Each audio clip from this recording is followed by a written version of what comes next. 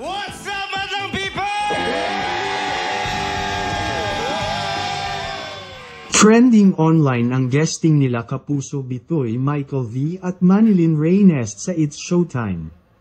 At Paolo Contis nag-react sa pag-guest ng mga Kapuso star sa It's Showtime kaysa sa Tape Bulaga.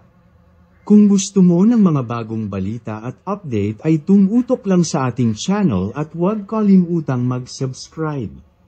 Maraming salamat sa mga nag-subscribe sa ating channel at sa mga hindi pa nakasubscribe, please do subscribe dahil mamimigay tayo ng original fragrance mist mula sa Bath & Body pag nakaabot na tayo ng 200 subscriber at umabot ng 1K views ang bidyong ito.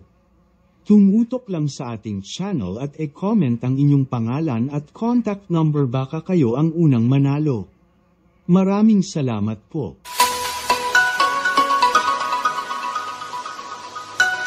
Amazed ang netizens at madlang people sa Anile historical na pagbisita nila Bitoy at Manilyn Reynes sa programang It's Showtime. Nakisaya ang dalawa sa 56th birthday ni It's Showtime host at singer-composer Ogie Alcacid. May song number pa sila. More than 3 decades na daw ang friendship ng tatlo kaya hindi naman nawala ang kwelang biruan ng tatlo.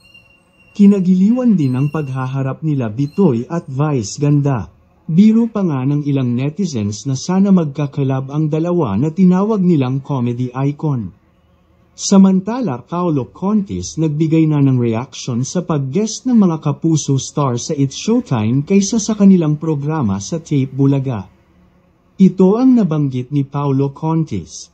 Hindi mo masisisi yung mga ganon.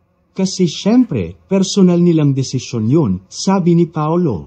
Meron din sila syempre, hindi mo masasabi kung may takot, o merong personal na investment with others, di ba? You cannot take that against them. Basta kami, kung okay sa inyong mag-guest, bakit hindi, thank you. Kung hindi, then we have to move on.